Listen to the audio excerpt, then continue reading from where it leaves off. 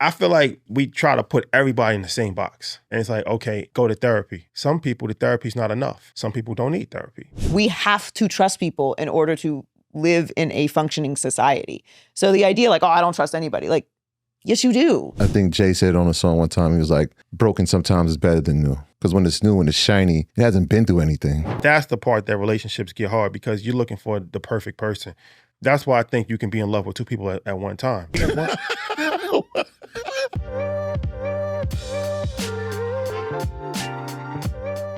Hey guys, welcome to Too Personal. I'm Joy Taylor. Thanks for joining me for another episode. I have been traveling the past couple weeks and I got to catch up with my very good friends, Rashad and Troy, who are the hosts of the Earn Your Leisure podcast. They also have InvestFest and a book and everything, constantly traveling. They have done an amazing job with financial literacy for the culture. So really loved talking to them. We'll get to them later in the show. And of course, we have Never Too Personal, where we hear from you. And you can email us, toopersonalpodcast@gmail.com, or follow us on social media, which you should already be doing, at Too Personal Show. And if you haven't already, make sure that you hit subscribe. It has been an insane week for the United States of America. It has been an insane week on the internet. It's been exhausting. It's been illuminating. It's been frustrating. It's been maddening, saddening. I have seen and heard probably every different angle of everyone's perspective on the killing of Charlie Kirk.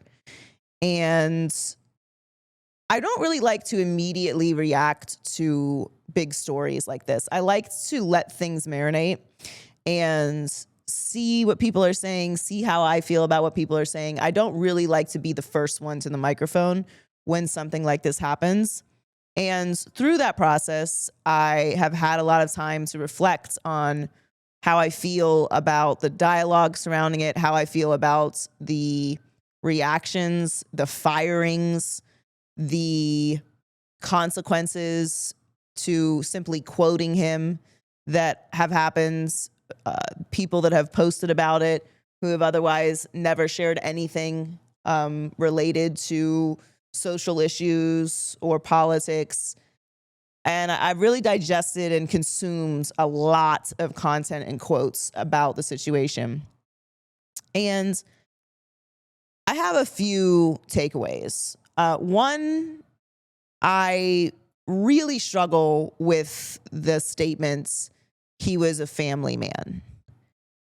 Everyone has a family. You being a father and a husband does not somehow make this situation worse. So if he wasn't married and he didn't have kids, it wouldn't be as terrible that he was murdered. People have families. That doesn't make any sense to me. And while I do understand that there are children who are going to be growing up without a father, if he didn't have children, then his parents would be growing up without their son, and his cousins and his aunts and uncles and his brothers and sisters. People have families. So to isolate this as if this is somehow more tragic because he's married and has children is very bizarre to me. That is just an overall takeaway. The second takeaway that I have is, in some ways, it's put me in a very interesting position with a lot of people in my life.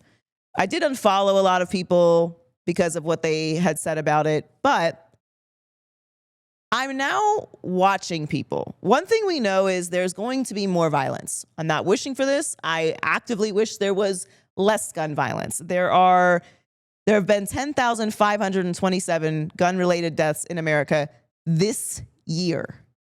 10,527. I have spoken many times about how I feel about gun violence, many times about how I feel about violence, and I would very much like for there to be less of that. But there will be more. And I am now having to watch people. Now I have to watch people who spoke up about this and their sorrow and see if they are consistent. Because if you're not consistent, which I imagine most of these people will not be, it's going to be a reflection of your character and what you really believe in. And I think that's something that a lot of people did not think about when they opened the door to speak their feelings about what happened. Because if you're not as sad for everyone who is murdered. Why are you so sad about this particular person who lived his life in a very particular way? I'm going to have to ask follow-up questions. And I don't think that a lot of people are going to be able to have the answers for them. Certainly not answers they're going to feel comfortable giving. And my last takeaway, and this is the one that I have been the most consistent with and I feel the strongest about and have spoken about many times even before any of this happened, which is the idea of being a person of faith and that absolving you from your behavior. The brands of Christianity is so bad right now. It has become something that I start to feel when someone talks to me about Christianity that there is a good chance that you're not a good person, which is the opposite of what the idea of Christianity is supposed to be, that you're compassionate, that you're empathetic, that you love your enemy, that you love your neighbor, that you pray for people, that you feed the poor, that you are humble and kind and generous. These are not the characteristics of Christians that I am seeing. And my issue with that is it's become just a thing people say, and it blanket covers horrible behavior. It completely eliminates accountability, and it erases the way that people behave when they are here. If all these people are going to heaven, I'm not trying to be there. Sounds like a place full of terrible hypocrites who don't give a fuck about anyone but themselves and the people that they look like. And they're behaving in a way that is very much not Christian, and then slapping Jesus on it as if there's no one can criticize them. Well, I'm a Christian. What does that mean? What do you do? How do you treat people? What's in your heart? How can you hate people and be a Christian? The answer is you're not a Christian. You're just making mouth sounds. You don't stand for anything. You don't hold yourself or anyone else accountable. And my frustration with the Christian faith, because it is a faith that I am so deeply familiar with, has become one that is so disheartening and frustrating that I'm having a real hard time with people who are around me. I don't want to be around a Christian that doesn't say the right thing in this situation. And there's only one right thing to say. There's only one right thing to say about this. Any other version, you're wandering into a territory where you are telling on yourself. And I think I saw this preacher, and I don't have his name here. Maybe I should just pull it up. Just give me a second because I want to quote him. He put it, I think, the best way that it could be put when it comes to religion. It was Pastor Howard John Wesley at Alfred Street Baptist Church. And he said that he can abhor the way that you died, but I don't have to celebrate the way that you lived. And my only hope really from this situation is that we have the consciousness and ability to have a real conversation about gun violence, because that's the only conversation to have. Telling people how they should feel about someone who spent their life peddling hate is simply you saying you don't disagree with everything that he said. It's not a hard thing to do. Nobody is advocating for murder. I certainly am not advocating for murder. Again, there's plenty of tape of me talking about gun violence and how strongly I feel about it. So this is not new. And there's plenty of tape of me talking about religion and Christianity and how much I cannot stand the state that the Christian faith is in right now. So that is my only hope. And I do think that it's going to get very, very interesting. A lot of people have honestly already told on themselves because they had absolutely nothing to say earlier this year when Melissa Hortman and her husband were killed in their home, who was a Democratic state representative. And then another Democratic state senator, John Hoffman, was shot in his home along with his wife in Minnesota.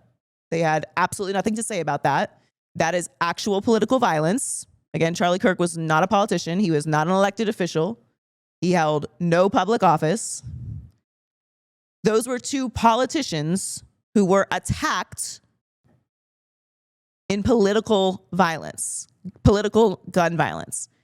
And it was silent. Most people don't even know that that happens, let alone care. So, okay, we've moved forward. This has happened. We'll see how everyone reacts in the next step.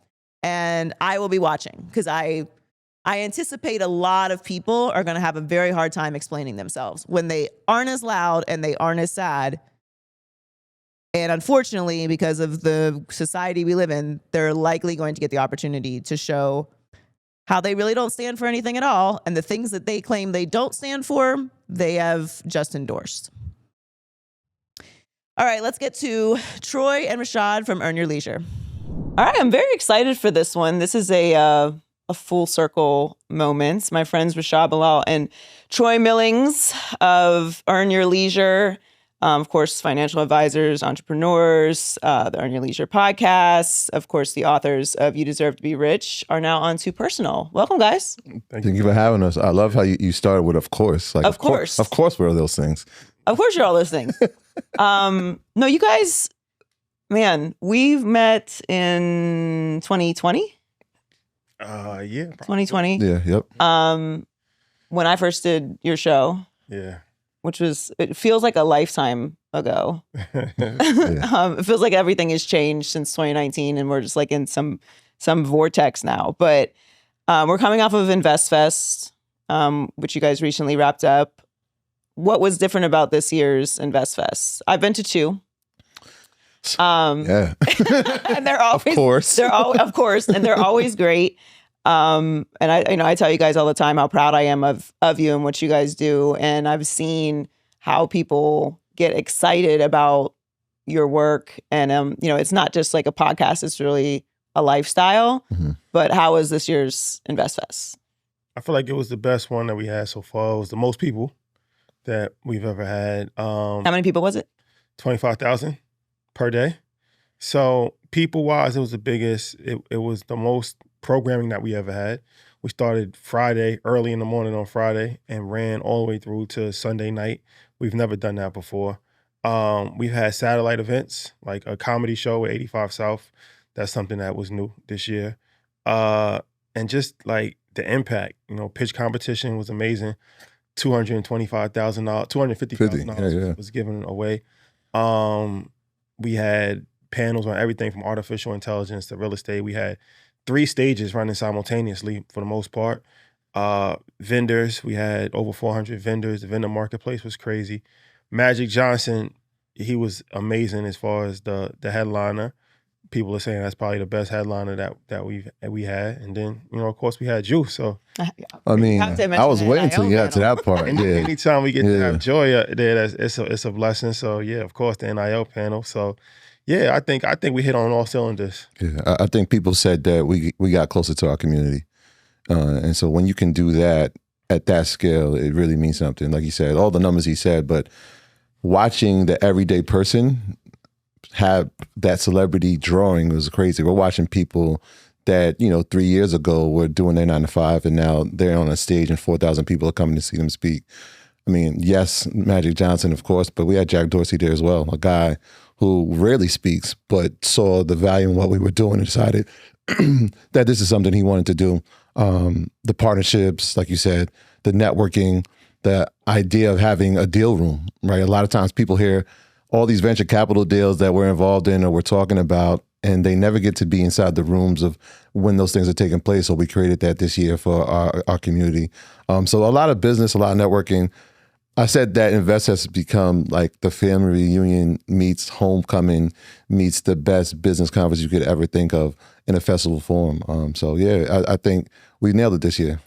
What I love about it, and really all the events that you guys do, is I feel like I get sort of a front row seat to how people react to you because we're friends.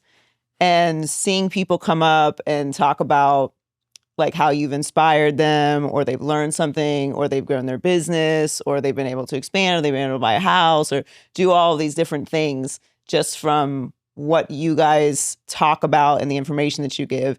I don't know. It just warms my little cold heart because because I think like, I don't know, for me, people have all these ideas of like how I grew up and what I know about and, you know, the money that we had. And it's, you know, people don't really know people's story, but I don't have any financial background. My family didn't have money. Like Jason had money, but, you know, that's not exactly how it works.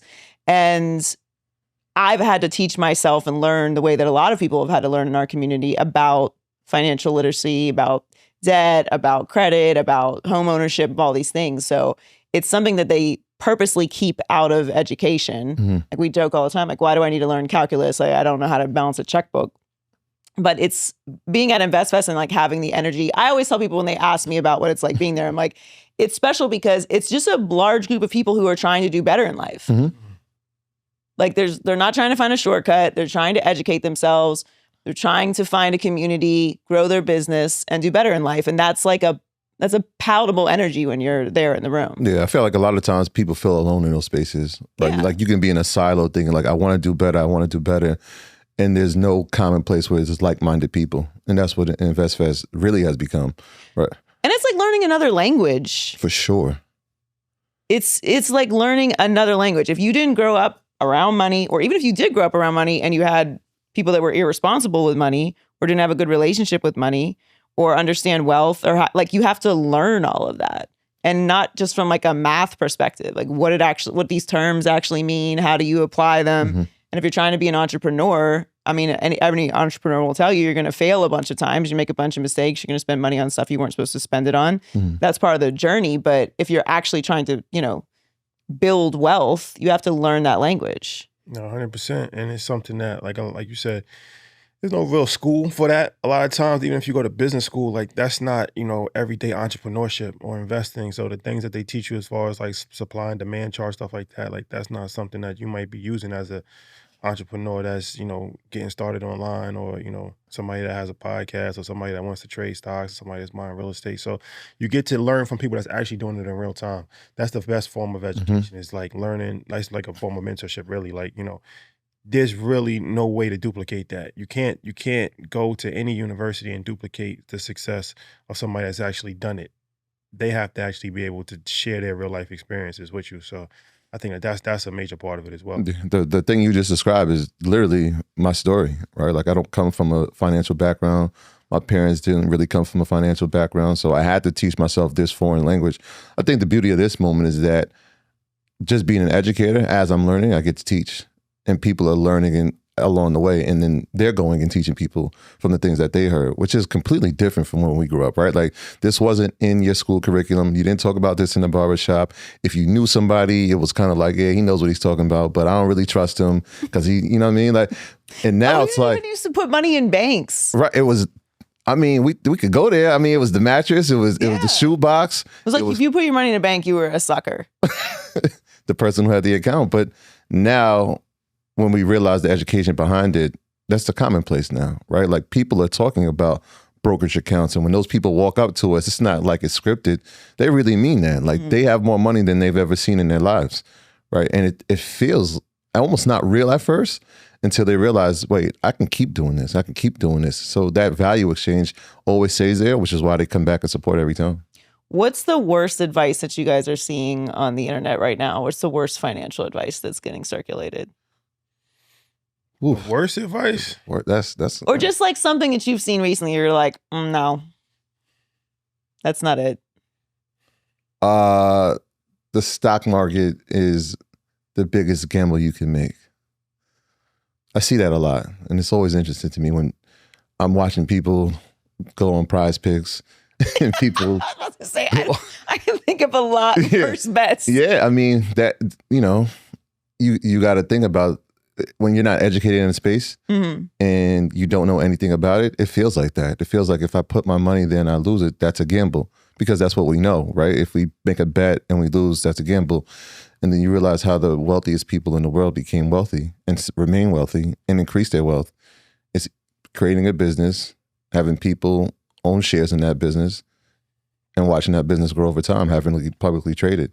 And that's all in the United States stock market. And so you hear that and it's like, all right, well, there's still more work to do. We didn't get through to them yet, so we just got to keep going. I feel like we are in really like uncertain times, and you go online and it's just doom everywhere. And I think it's fair. Like, people are scared. Mm-hmm. I'm a little scared. I don't know what the future holds. You know, the political space is insane. It's very unpredictable. And when it comes to preparing for the future, at least for me, sometimes I'm like, are we going to be here in 5 years? Like, it just feels like the world's ending. And I try not to be like that, because I'm sure every generation has had those moments. Like, I talked to my mom, who grew up in the 60s, about what's happening now. And she is complaining about the political space, but she's like, you also got to understand what we went through. We definitely thought the world was ending. Like, shit you guys can't even imagine. Like, right. The president got shot.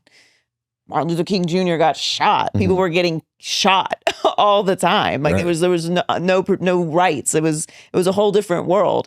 But when it comes to preparing for the future, it can feel like a little bit, not of a waste of time, but it's like, it's so unpredictable.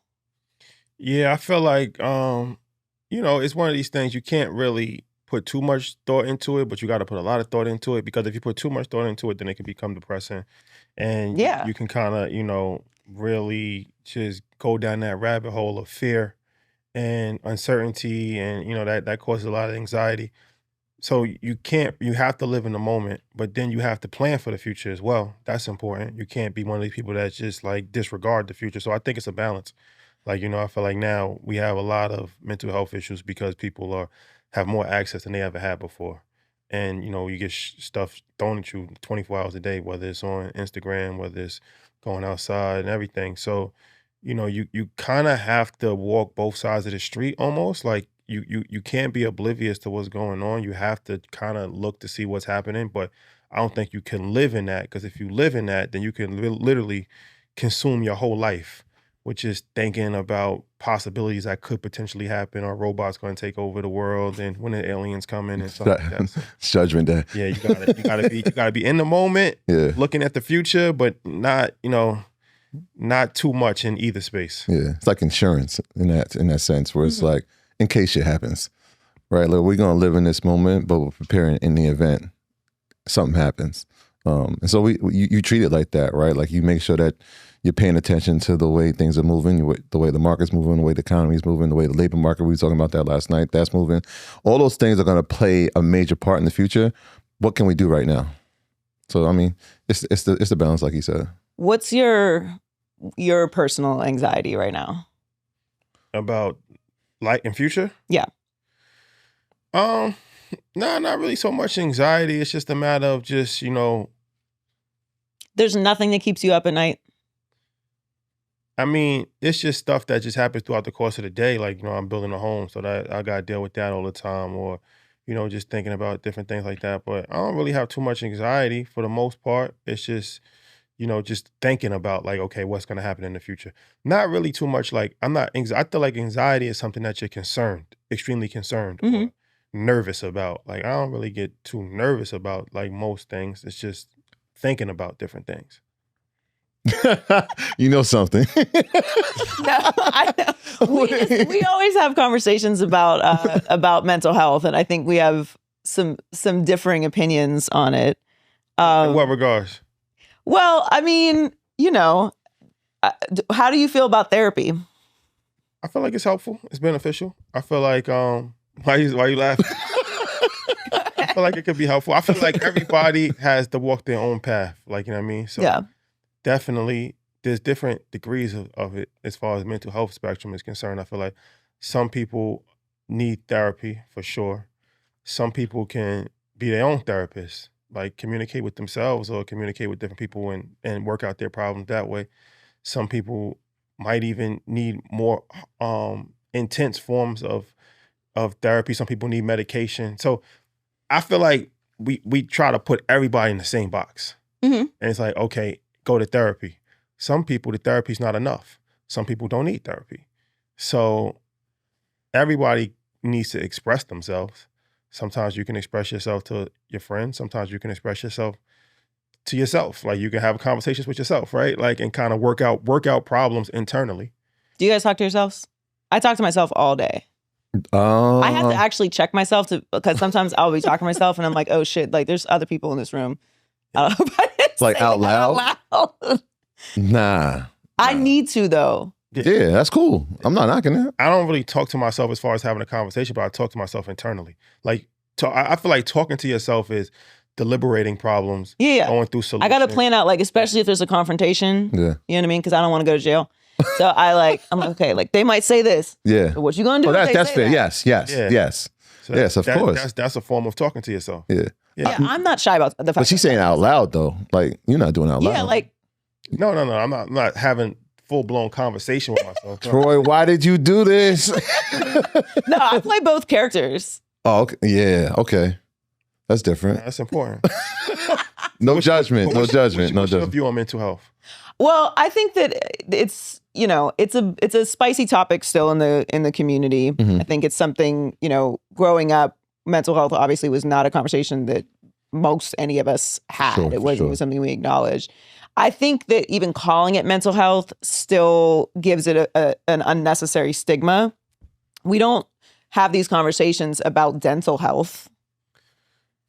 Like, if you have a toothache and you're sitting here complaining to me about this toothache, I'm gonna be like, so a dentist? Like, the solution is to go to someone that is an expert in this field that can help you. Like, I can give you a suggestion, but it's not really my line of work.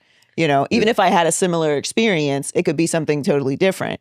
We treat mental health, and I understand that there's a lot more nuance to it than, hey, you have a cavity and here's the solve for that. Mental health is, it's attached to your emotions. But also, it's something that you're not ashamed. Like, if you have a tooth, it's not something to be ashamed of to have a toothache. But we have created the idea that there should be shame attached to it. No. But I'm just thinking, not even just we. I think as an individual person, right? Like, if I have high blood pressure, I don't have a problem going to the doctor and say I have high blood pressure. I might comply with what he tells me to do. I might not comply with what he tells me to do.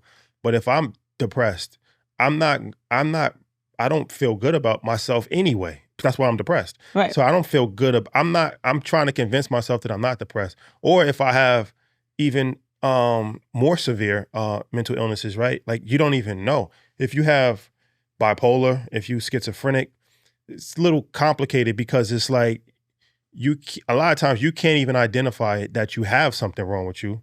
And if you do, you don't want to admit that you have an issue because there's so much stigma from the outside, but also internally as well. Like, nobody wants to say like they have some level of chemical imbalance or something is not working properly inside of them. Like, you know what I mean? Like, that, I think, is the difference between every other form of illness, sickness, and mental illness. Yeah, I agree. But I think that's a societal thing that because it's an exhibited behavior. If you can physically see that someone is sick, we tend to treat people differently when we see that they have an ailment, or we can see that they have a boil on their head or something. We're like, hey, you're sick. You can't necessarily see a mental illness, but if you behave in a certain way, then it affects other people.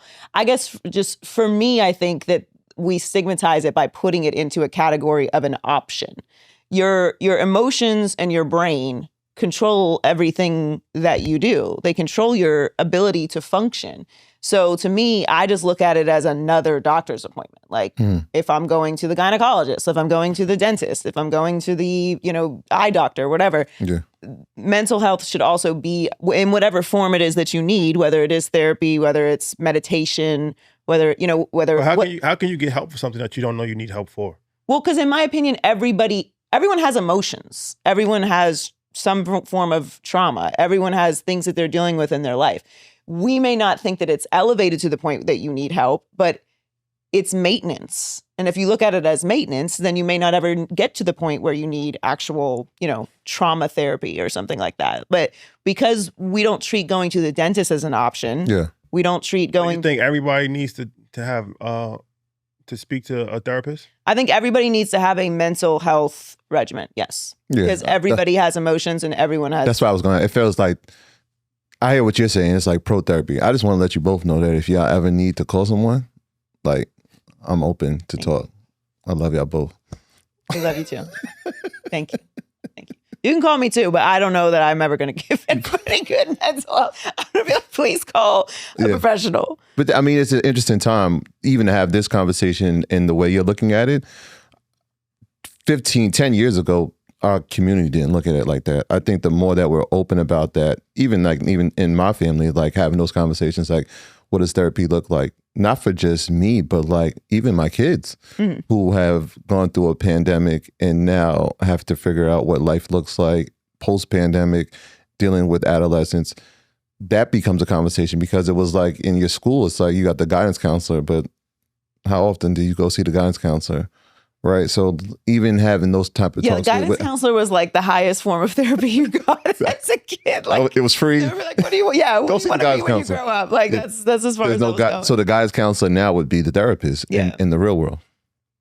What do you think about, that's interesting you bring up kids and therapy. What do you think about the statement that kids are resilient? Because I just adamantly disagree with it. Kids are resilient as far as? Well, because, they like, the conversation about, everything that kids just went through with, COVID babies and going through school during COVID and really anything that kids go through, whether it's a divorce or, anything traumatic at all that children go through. I have this conversation a lot because I don't have children.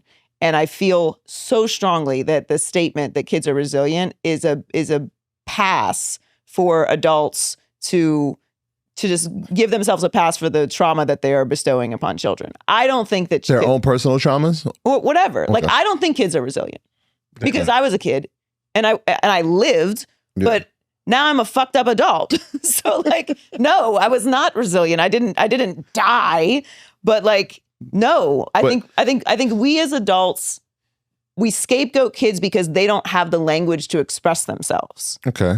That they are okay with what's happening.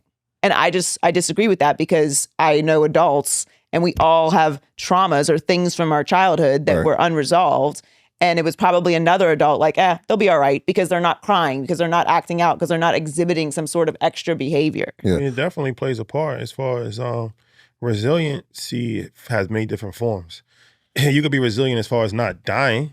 That's a form of resilience. You're not going to completely collapse. Like you still are surviving in the world, but it's definitely played a major impact. And why does somebody become who they are in life, right? Like you see somebody, it's like, why does somebody make the life decision that they made? Well, that a lot of times that tracks back to who they were as a child and the trauma that they had. So resilient, yes, in one regard, everybody's resilient. Because if we wasn't, then we would just die as soon as something happens to us. So everybody's resilient, but also everybody gets impacted positively or negatively by everything that happens in our lives. That's just like something that's like a butterfly effect, Yeah. I would say the things that you just said are what make you resilient. Because even with the traumas, even with the pitfalls, you survived it. So you built up a mechanism, whether internally or through to cope, to manage, and to continue to go on, right? So like in that sense, yes, it's resilience. I would say that kids are resilient because even now, like the environment that they're growing up in is very different than us. The level of access they have is very different than us. The distractions are a lot higher than what we grew up in, and they're still managing. I'm interested in seeing where they go. So like when you ask what keeps you up at night, I guess I don't even know what the Gen Alpha pop generation. I'm like, what?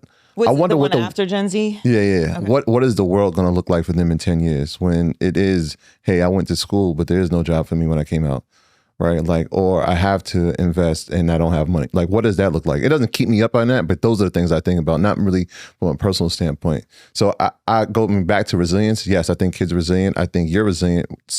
Got you here. But are kids innocent or are they resilient?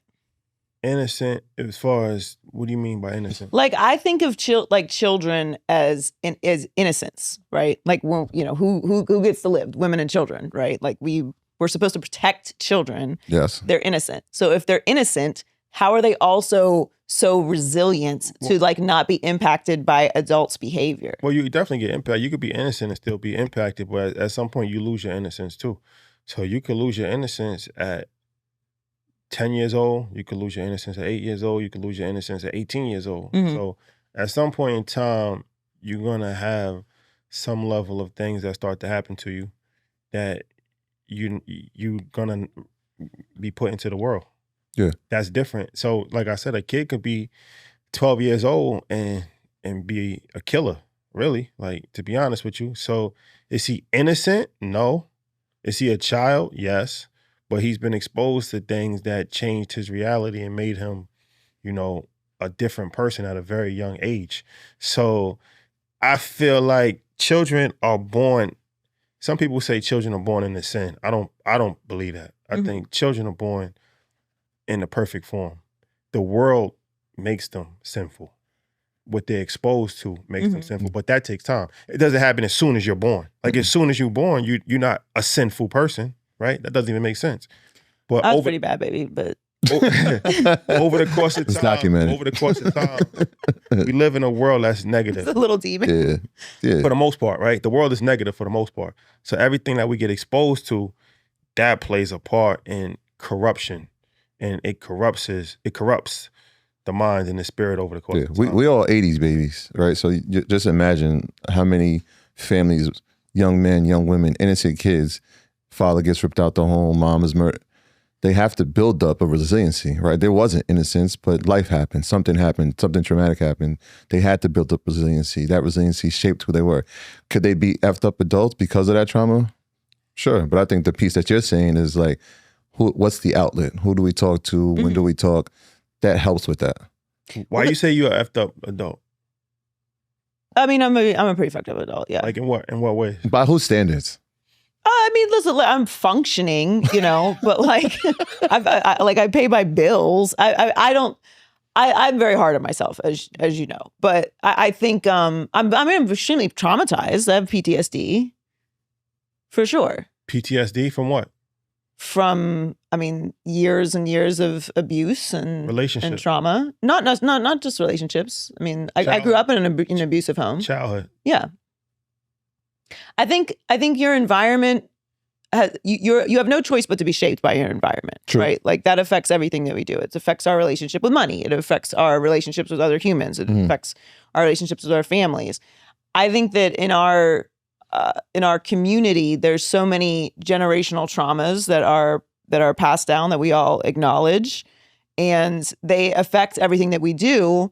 And in so many ways, like avoidance plays a role in our ability to heal ourselves. So I'm not denying. Yeah. So that the avoidance is the coping mechanism. I mean, my family's generational trauma is avoidance for sure. Okay. We just are just like, that's not happening. No, it's literally happening, and there's going to be consequences to this.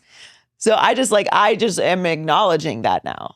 That's like every time you add to the story, I just feel like you're the poster child for resilience. I thank you. I want to not be God's strongest soldier. I would like to pass that mantle to someone else. I want to, I want to live a soft life from now on. Okay, so let's pivot a little bit because everyone wants to talk about relationships, and that's what always gets Rashad in trouble. So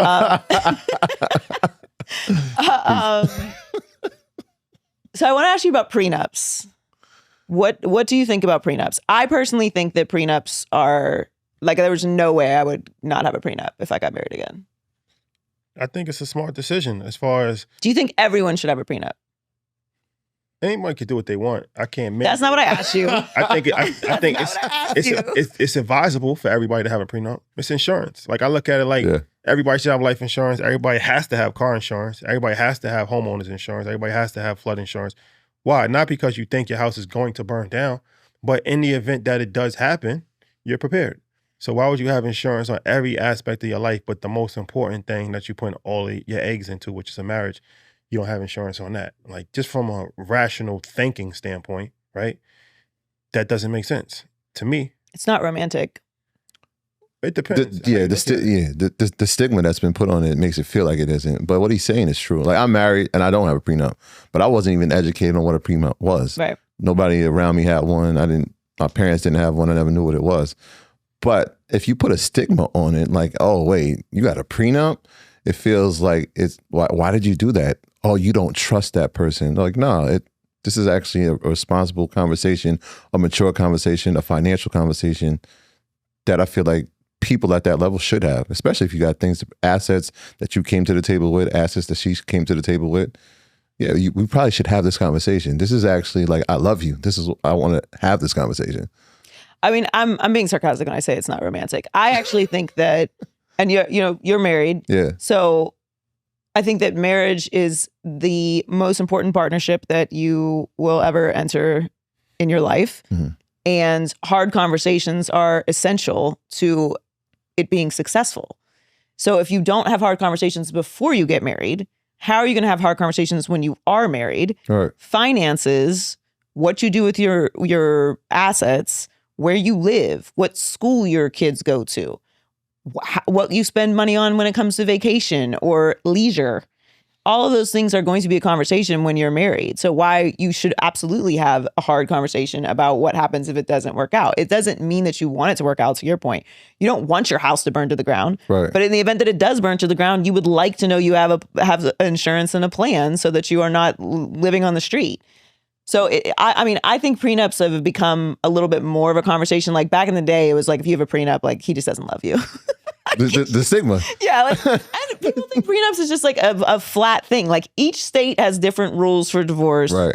You can put a myriad of things in prenups that cannot even be enforced. It just helps. And if things go badly, which you cannot control other people, you have some peace of mind in knowing that, this relationship and partnership that you've poured time and energy into that cannot be quantified by money. Right. Is protected. Is it a red flag that it's a hard conversation? I think it depends on the communication level that you have with the person. Like, communication to me is usually the answer to almost all problems. Like when people will come and be like, "Oh, this is happening," even family stuff. Like, "Oh, this person's," I'm like, "You just want to talk to them. Why are you talking to me? I'm not involved in the situation." Like, you need to communicate. And I can admit it. It's hard for me to communicate sometimes. I'm not the most vulnerable person. So, I mean, I am a vulnerable person. I don't like to be vulnerable. Hence the exercise of this podcast. See, this is me trying to heal my past traumas. Yeah, I think it can be a hard conversation because it depends on what that person wants or isn't willing to give up if you break up. Like, you might find out something about that person through the course of that conversation that's like, red flag. is it a red flag? What is your biggest red flag in dating? I think if somebody's not like secure or like they're insecure, that would be a better word. Somebody's insecure. That's a red flag. Like, insecurity is not attractive. Insecurity is the worst. Yeah. I think insecurity is the worst in any interaction. It's dangerous. It's a dangerous thing. Well, it just breeds this level of anxiety, which you don't like. And it also just creates an environment where everyone is on eggshells. Like if you've worked with someone that's insecure about their work, or you have a boss that's insecure about, how their performance levels are. Like it's just this energy that gets passed from person to person. And it affects everything. It affects everything. And it affects the people around you. Because they have to figure out how to deal with that. It's a dangerous thing. Like I always say, like sometimes if you have to ask the question, the answer doesn't matter. What do you mean? Like if I have to try to look through your phone to see what you're doing, whether you're cheating or whether you're not cheating, it really doesn't matter. I'm insecure in my relationship with you and I don't trust you. So why are we in a relationship? Yeah, I agree. Right? I agree. Like I mean, but trust is essential for any kind of partnership. Like even if you have paperwork, like you guys are business partners, I'm sure you have paperwork in place, but you also have to trust each other in a myriad of ways that are somewhat, in some ways, even unspoken. Like, are you going to trust that you're going to show up and be on time or, be prepared? Like those type of things. If you don't fundamentally trust someone, it's impossible to connect with them. How's that play itself out though? Like, are you giving trust right away, or does that have to be earned? I'm a terrible person to ask this question too. But you don't need to trust somebody either. No, I think you have to trust people. There's what is the book? Malcolm Gladwell, Talking to Strangers, and it's about defaulting to the truth. In order to move around the world, we have to trust other people. I trust that I'm going to get in this Uber and get to where I'm going. Now I have some, I have a map in my hand. I can, trace to see that I'm going to the place I'm going to go and that Uber's not going to overcharge me and all those things. But fundamentally, we trust people. Someone made this coffee. Someone's going to cook our food earlier at some point this week. Like, we're going to trust that they're not going to do anything to the food. We have to trust people in order to live in a functioning society.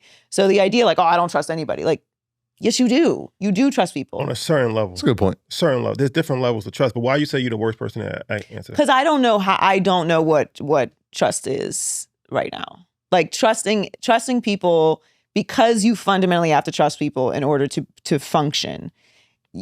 I'm being pushed to trust constantly. And it is very uncomfortable for me to trust people.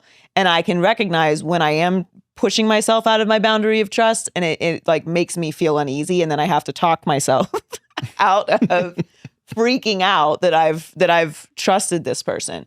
But, like betrayal is a common theme around, big chapters of my life. And I'm trying to heal from that, but also not become a bitter person. And I think I just saw a lot of people who were bitter around me growing up. I'm sure we all know people that just essentially just gave up, and they just blame the world. They blame other people, and they live in, their little hole, and they can't enjoy life because they're bitter. And I'm trying to fight that sensation. Stay away from there. Yeah, it's bad, but it's like right there. No, it's not happening. It's right there. It's looking at me. It's not happening, man. We're going to avoid this. This is not happening. But have you ever had a fork in the road where you're like, I genuinely could just go dark here? Yeah. Not in friendships, for sure. And I think it happens over time. I think personally, I trust people. Like, I trust people, and then they'll show me why I can't trust them. Mm-hmm. And I'll still and then they'll keep reminding me why I can't, until I have to realize the hard lesson. Like, all right, doesn't mean you don't like the person. It doesn't mean you hate the person. It just means that you can't trust them, and you might not want to have that energy around you. That's happened a few times. Even recently that's happened. But it's a lesson that you have to learn. Doesn't mean like the next companionship or friend that I might meet along the way that, you know what, I'm going into it, I don't trust him because this happened, or I don't trust her because this happened. It's like, all right, well, now you've learned from that lesson. You saw all the signs. If you see it here, we already know what we're going to do. Yeah. What's the hardest lesson you've had to learn? In life? Yeah.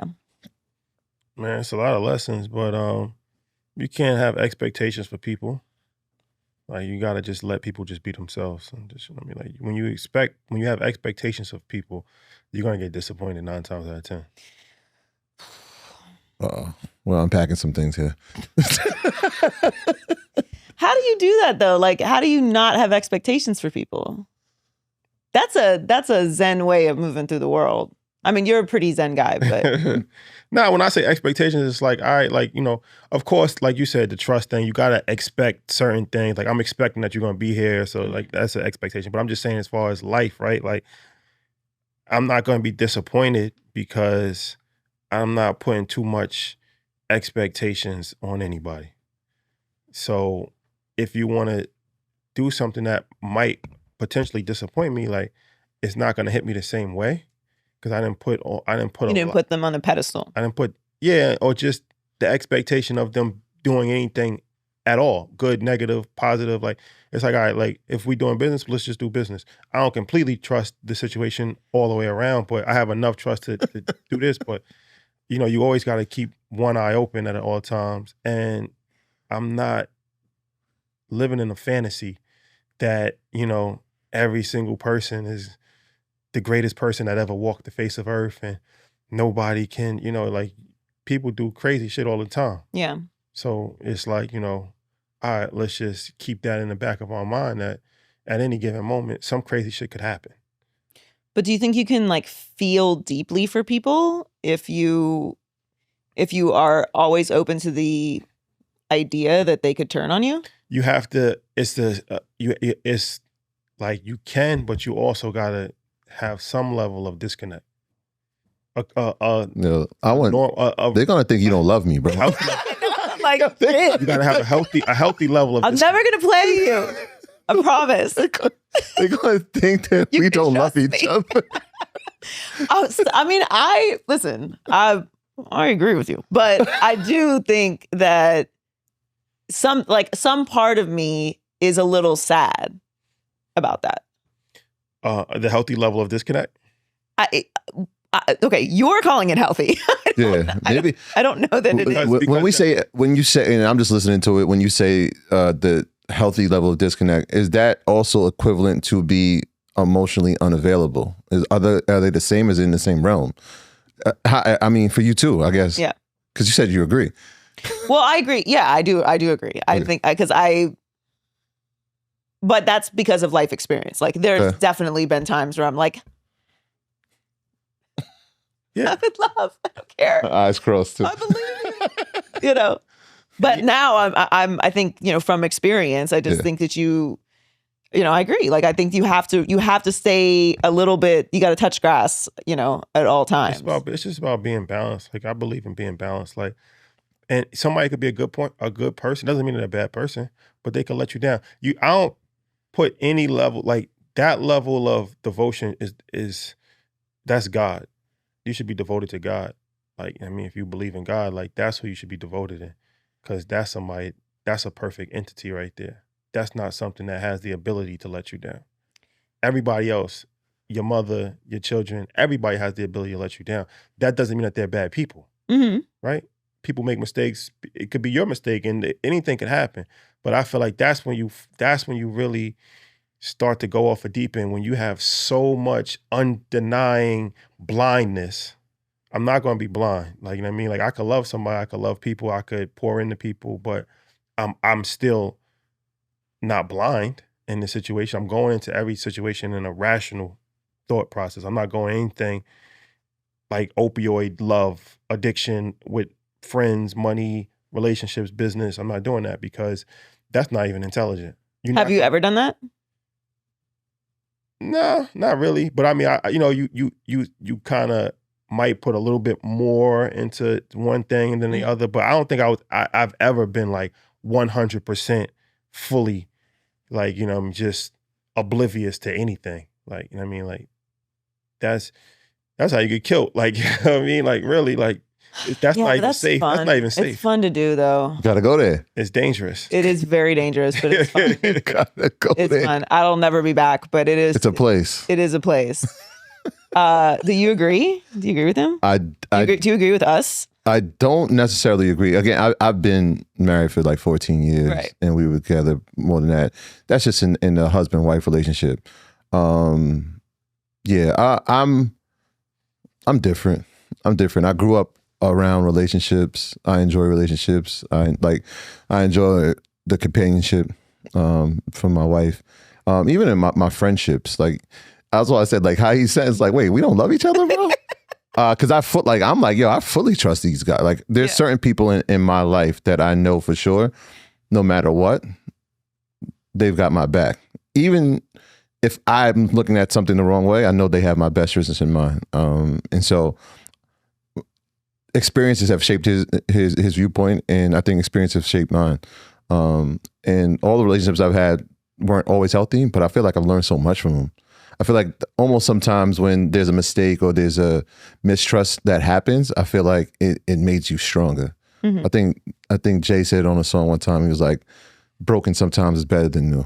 Because when it's new, when it's shiny, it hasn't been through anything, right? But if it could be put back together from this piece, it's just like, all right, you've withstood something, and now you're even stronger because of what you withstood. So yeah, I don't fundamentally agree, but I understand it. But I also think that it's a nuanced conversation. It's like, okay, my mother, obviously I trust my mother, right? Like, I trust her more than probably anybody in this world. But there's certain things I'm not going to tell her because I know that she has the ability to tell somebody else what I'm going to tell her. It doesn't make her a bad person. She just talks a lot, right? So that's just me being a calculated person. If I don't want somebody to know something, I'm not going to tell her. That doesn't That's just a fact. I mean, that's, no, it's just like, you know what I'm saying? That's, I think that counts for most. But that doesn't mean like I'm not all in. Like I wouldn't do anything for her. I don't love her, but I have a certain level of intelligence at all times. Yeah. Like, you know what I'm saying? Like that would be unintelligent for me because that's going to lead to me being mad. Because I'm setting myself up for failure. I'm telling her something. I'm like, I'm confiding this in you. I know that there's a good chance that it's going to come out to somebody else. Then what's going to happen? Then couldn't she argue that you're not, fully vulnerable with her? You don't tell her everything. Yeah. Yeah, for sure. Yeah. But like I said, that's two different conversations. What I'm saying is that if I just go by the logic of, yo, I'm just floating on air with this, like this is my mom, like I don't care, it's me and her against the world, I'm gonna tell her everything. That's not even healthy for our relationship because I'm setting it up for us to have friction. Because what's going to happen is that she's going to tell somebody something, and then I'm gonna get mad, and then why would I do that? Like, you know what I mean? Like, no, I agree with you. And also, I feel like even relationships, when it comes to romantic relationships, it's how we look at things in Western society is different. Other parts of the world are a lot more calculated. Like when you talk about arranged marriage, that happens in other parts of the world. That's a decision that happens, right? Between families, that's a real business decision calculated. Or when you even look at, like, we travel to Africa a lot, there's dowries, right? Like you have to actually, okay, I'm in love with you. That's not enough. Now I got to go to your family. I got to give them a proposal, financial proposal. I got to give them certain things. We negotiate. So I feel like us in America, in Western society, we've fallen in love with this idea of a fantasy. Mm-hmm. It's not even healthy. If you look at statistics, why are 50% of the people getting divorced, right? Because there's not enough logic, because there's too much emotion. In my opinion, if there was more logic, if there was more rational thought put into this situation and less just flinging off the love of emotion, like I just like her eyes, so I'm going to just give her everything in the world type shit, that's going to fade away. Right. That physical attraction is going to fade away. The emotional, like, intelligence is going to stay. So I feel like that's actually more beneficial than just diving into something head over heels and just saying fuck the world. Like I'm in love and nobody can tell me nothing. Well, yeah, I mean, it goes back to like the partnership thing. Like it really, you guys have a partnership. You and your wife have a different type of partnership. Friends have different partnerships. You have partnerships with your family, even if they are family. There's relationships in general, and it's why I was talking about this with someone yesterday about why the internet is so obsessed with talking about relationships. And I was like, because every person has relationships. Mm-hmm. Every person is not a sports fan. Every person is not, equipped to have financial conversations. Every person is not a mother or a father. Every person is not a college student. But every single person has relationships, whether they are working relationships, friendships, family, interpersonal relationships. So everyone has an opinion about it because they've all experienced it. It's something that is a human experience that connects all of us in different ways. Mm-hmm. And we separated romantic relationships because there's obviously a different component of it when you're talking about, a physical relationship with someone. But the fundamentals of what you're talking about should apply across the board, which is, while what you're saying is admittedly not romantic, but it's true. Like you have to stay more grounded, and it does keep you from that fleeting, storybook floating experience sometimes. Not to say that you can't have that in moments, but that's just not what life is. Like you're going to go through different things, and you should want to. Right. But I also think we're very paralyzed by choice these days. Mm. Like the idea that you can just move on to the next person, you can just find another business partner, you can just find new friends, you can just move to a new city and start a new life. Like everything is just so easy and quick, and turnover has put everyone in this like short-term, we're almost like paralyzed by how many options we have for everything. So the idea of working through things is almost crazy. Because why? I could just find something else. That's true. That's true. I mean, optionality is something that is taken. I wouldn't say taken for granted, but it's something that people, if they thought about it in a rational standpoint, they would realize that there aren't many options, especially Well, there aren't many great options. I should say that. That's not really true, though. Great options. When you say great options, what are you referring to? I'm referring to anything. I mean, I think there's only so many great places that you're going to work, right? Maybe you work for 5 different companies in your life. You might only have one good experience at that company. At one company, maybe you have one great relationship in your life. You have one great relationship with a family member. Like maybe you have a huge family, but you're only really close with one person in your family. We all think we have, a myriad of friends, but maybe we only really have 1 or 2 best friends our whole life. Like the difference between great, and we have these conversations in sports all the time, is like, who's the GOAT? Who's great? Who's good? Who's okay? Like rankings, all of these things. The greatness in your life is actually quite minimal. It's limited. It is limited. You can find, I don't know though. I don't feel like that. I feel like that's a scarcity mindset. I feel like abundance mindset is like, there's always opportunity. There's unlimited options. There's unlimited choices. I really feel like once you start to really think like that, shit just starts falling out the sky. Like I really truly believe that.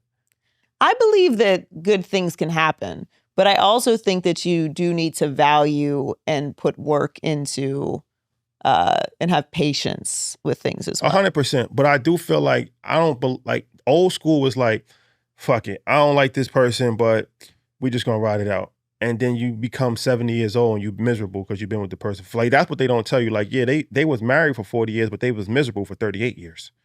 They didn't have an option. They didn't look at it like that. They was like, all right, fuck it. I'm in Mississippi. I ain't really, you know what I'm saying? What else am I going to do? And I'm just going to ride this out. Like me personally, I feel like you're only getting one shot at this thing, life. Mm-hmm. I'm all for working through problems, but I'm not going to waste time with something that is not going to work. And you know early if it's not going to work. Like I feel like that's a major part of this conversation is like people say work through a problem. Well, why? It's a problem. Why am I working through it? I think it depends on what the problem is. But even what you're saying is kind of like in line with what I think Joy and I are both agreeing to, that the greatness is limited. Because even if I'm married for 40 and I was miserable for 35, I might have had one great year, which is limited, or I might have had a great relationship prior to that. That it's like, yo, damn, that girl from high school that I remember, we had a great 3 years. Like that was the great relationship that I had. I know I'm married to this person because I really like her and we made sense, but I am miserable. So like it becomes very limited in a sense of like, how many great friends do you really have? I feel a lot. You have a lot of great friends? Because I feel like there's different people that come in different parts of your life. Mm-hmm. And it's like sports. There's different people that have different components. Okay, somebody might be a great shooter. Somebody might be a great ball handler. Somebody might be a great defender. That's the part that relationships get hard because you're looking for the perfect person. That's why I think you can be in love with 2 people at one time, too. Because what you see at one... No, I'm being honest with you. I'm like, what did I... I'm not saying that that's condonable. I'm just saying that I can understand it because you see... New York, listen, I'll be telling you about these New York men. You got to watch them. No. I'm just saying you could... representative for New York. You find value in one person, but they have flaws. You find value in another person, they have flaws. You find value in another person, they have flaws. Not just relationships, just in life, right? Mm-hmm. So I might have one friend who I really, really like because he's the nightlife guy. Like, you know what I mean? He could connect all the dots. He's a very sociable person, But he has flaws in his other parts of his character. Then I have another person who's just strictly business. He opens up doors, opportunities, but he's kind of weird. He's boring, and he's flaws in some of the things that I'm interacting with different people, and you meeting people, and different people have different seasons. Like I knew him for 25 years, but there's some people that I went to college with that I was really close with in college for 2 years. We moved away. We live in different cities, so we're not really close like that no more. But those 2 years was great times. Those was great friends of mine for 2 years. Then we go and do this, and then we do that, and that happens all the time. It's a constant cycle of new people that's coming in and out of your life. So I'm not one of those people that say you only have 1 or 2 good friends in your life. I feel like you have 100 good friends, but they're different moments. Everything has an expiration date. It may not be. Perfect. It may not last 30, 40 years. What you said is the point. What? You said they have expiration dates. So even the time is... Yeah, everything is limited. Everything has expiration dates. Yeah, I'm saying, but even the time is limited with those expiration dates. Yeah, so but everybody has an expiration. Even in this landscape of the world, right? There's 8 billion people. Even if I had 100 great friends, that's still very limited. Oh, it's all relative. And, Right. In life, that would be, if somebody had 100 great friends, that would be a lot of friends. I think I have lots of good friends. Yeah. I think I have more than the average number of great friends. I just think that I struggle. I feel like I'm constantly in the middle of an old school mindset in a new school reality of, we live in an instant gratification society. We have access to so much. If I click on a video and it doesn't buffer within the first 3 seconds, I'm out. Done. I'm out. And I can admit that. And I think that it pours over into how we treat each other. I think it pours over into our interpersonal relationships, in our business relationships, our ability to pay attention to things, our ability to, fight back against things that are happening, like our rights being taken away. Like, it's just hard for us to focus on things. So I feel personally conflicted about the idea of not working through things or not, fighting for things that I love or believe in, and also being like, well, there's 8 billion people, and it's there will always be more. Get out of here in 60 I just seconds. feel like language is important, and I feel like we've been taught since I was a kid. I always heard the same thing: you're only going to get a few good women in your life. Don't ruin it. You're only going to have a few good friends. Nah, that's what I'm saying. Like that's common. You love them both at the same time. Depending on every time you say woman, Joy looks this way. Yeah, but that's what they always tell you. Like, you're only gonna have a few good friends. You're only gonna have and then I'm like, nah, that's not really true. If you were like, like me, I'm just a rebel. I go against the grain. Like, I feel like, nah, that's not really true. Like, that's speaking limited. You speaking limited words are very important. You can't limit yourself, because once you start to believe it, then you're gonna buy into it. I'm like, because I'm looking at my own personal life. I'll go through my own personal life. I'll go my own personal life. I'm like, look, I met a lot of great people in my life, from sports to going to different schools to doing business to traveling. Like, these is my friends. I might not talk to them every single day, but in the course of my life, I met a lot of great people. I met a lot of friends that I had memories with, right? Like, I didn't meet just 2 people, 3 people. So I personally feel like whatever you put out is you're going. There's an abundance. The language you use is very important. It's the most important. It's the most important aspect of it. I agree. I don't know. I could love 2 people at once, but well, it's different. You're a rebel. But you also, a woman has different emotional attachment than a man would. We don't have enough time to do all that. Okay, Rashad. He's a rebel, ladies and gentlemen. How many great women can we run into? Yeah. A lot. There's a lot of great women. There's a lot of great women. There's 2 things that you're saying. It's disrespectful to women to say that there's only 5 great women. No. They're pretty great women. That's not an abundance mindset. New York representative. There's a lot of great women. No, there's a lot because I think there's 2 different things. Yes, you can encounter great people, right? But again, are we saying that these people are our friends? I don't know. You define your definition of friends. Right. I would ask the question is this, and it goes for both of you. How many of them do you trust? Trust is different. There's different levels of trust. Yeah. So I agree. There's different levels of trust. Once you feel like you know people, like you were talking about with your mom, like you can trust your mom, but you don't trust her with everything. Right. True. So there may be one person, because I'm sure you trust your wife completely. Mm-hmm. There may be one person in your life that you ever have in your life that you can trust completely, or that you do trust completely. Is that fair? No, you don't trust anybody completely. You don't trust anybody completely. What? Okay, but okay. Let me give you trust me completely? Yes. What's the code to your bank account? Can you give it to me? I would. When we get off air? Yeah. Like, I don't understand. Why wouldn't I? What I'm saying is this. It's like this. If you needed me, but I don't need to have it. Exactly, because I know you don't need it, but I give it to you. That's the trust, though. Yeah, because I know he's not doing crazy with it. Right. So if he asked for it, you'd be like, yeah, of course, because you trust him. No, but what I'm saying is this. You're not getting his code. Everybody, you trust. I thought we was best friends. Like, I trust my mom. I trust Troy. I trust my sister. But then there's certain things that some people just don't need to know, right? Like, that doesn't mean that you don't trust them. No, that's true. Like I said, I just explained it with my mom. She doesn't need to know certain things because it's just, it's not beneficial. It's not like, it's not going to help me in anything. Right. But then it's like, I still trust her. Like if she has the keys to my house. You're right. No, he's right. They don't need to know everything, but that doesn't mean I don't trust you any less because you don't know everything. Yeah, but there are people who would adamantly disagree with both of you. Like that they need to know everything. That is not transparent. What's not transparent? Oh, if I don't tell you everything. Yeah. Oh. Well, I mean, we dealing in a thing called realistic life. Nobody knows every single thing. No, right? Like nobody knows every single thing. No, nobody has every single password. Yeah. Nobody has every single memory of life that's ever happened. Like that's unrealistic. Right. Like, I'm not going out like let's say we're together, right? Like I don't expect you to go out at night and say, okay, look, this is what I did from 8 o'clock to 2 o'clock in detail. I don't even need to know all that. Like, you know what I'm saying? This is true. I don't even need to know my wife, right? She knows me.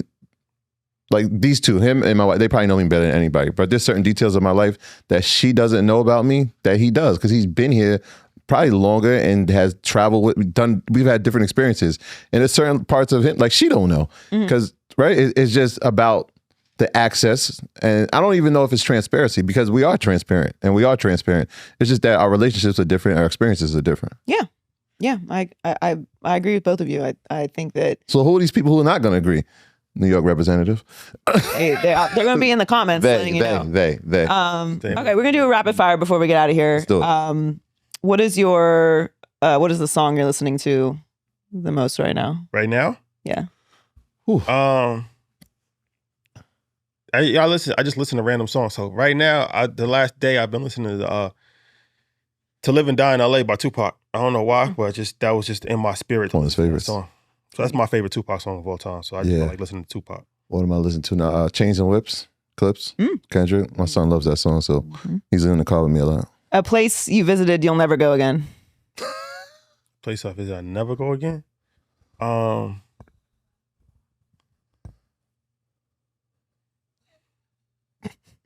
feel like even if I have a bad experience, I'm willing to give it a second try. Because I might have just, been with the wrong people or, Okay. The weather might not have been great. So I don't think there's any place that I went that I say I'll never 100% go again.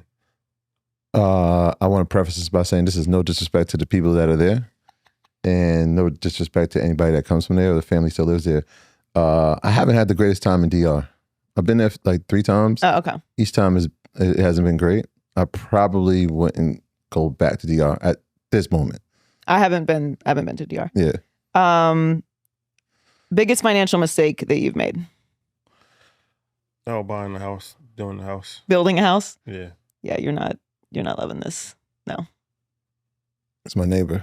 It was buying a car, a BMW 525, when I was 25 years old. Couldn't afford it. I just wanted it. It was kind of these wants and needs things, and it just overwhelmed me with I felt like I needed it. It's always a car. Yeah, it was a bad decision. I think I tell a story like I was making $1,200 every 2 weeks, and the car note was like $586 a month, and I was like, damn, that's like a third of what I'm making. And then life happens, school happens, and you're like, I'm paying this for 5 years, 6 years. The car starts depreciating. Parts never depreciate. So if you got to fix it, the parts are expensive. It was a bad idea, but lesson learned. A book that changed your outlook on life? 4 Agreements. You Deserve to Be Rich. That's a fact. I'm going to start with that. I think The Alchemist. I'll put 2. The Alchemist and Who Moved My Cheese. I love The Alchemist. You're starting a company with 3 public-facing people. Who's your dream CEO, CMO, and CFO? Who's the dream CEO? Troy Taylor. That's a fact. That's a CFO for real. 100%. I would take CMO. CEO's too much. Okay. Too much? Yeah. I feel like I could market it well. Best CEO then. The best CEO. If you would pick a CEO for your company. The best CEO? I feel like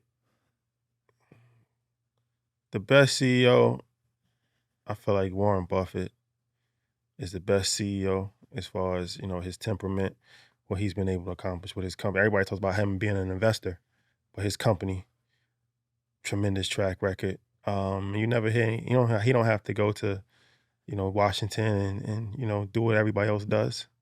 He doesn't have to do that. Yeah. That speaks a lot about him, right? Like he's comfortable with who he is. He doesn't have to try to pander to politicians or to people or to anybody like that. Like, he just worries about his shareholders, his employees. That's it. That's a tough one. I'm going to say somebody that we definitely haven't met, but aspire to meet. I'll say Aliko Dangote. He's the wealthiest black man on the planet, and he's done it from the realms of industrial power and what most people think sports entertainment when they think us. He's debunked that. And so I would put him there. Perfect. Well, thank you guys for coming on the pod. Like I said, it's full circle. Look, I haven't been back on yet. You was on Blackout. I was on Blackout. You was on Earn Your Leisure, InvestFest. Mhm. You want to come back on Earn Your Leisure? I mean, I don't know. If you want. If you have me. Make sure you check out Earn Your Leisure podcast. By Deserve to Be Rich. Check out InvestFest next week. And thank you guys for coming by. We appreciate you having us. Thank you. Thank you. All right, that was great hanging with Troy and Rashad. Now it's time for Never Too Personal. If you want to be a part of the show, you can email us at twopersonalpodcast@gmail.com, or you can DM us on Instagram at twopersonalshow. One of my closest friends never shows up for me the way I show up for them. I feel drained, but I don't want to lose the friendship. How do I set boundaries without causing drama? Well, look, boundaries are something that I've worked on my entire life. I'm still developing my skill with boundaries and how to enforce them. I would say don't worry so much about the drama part of it.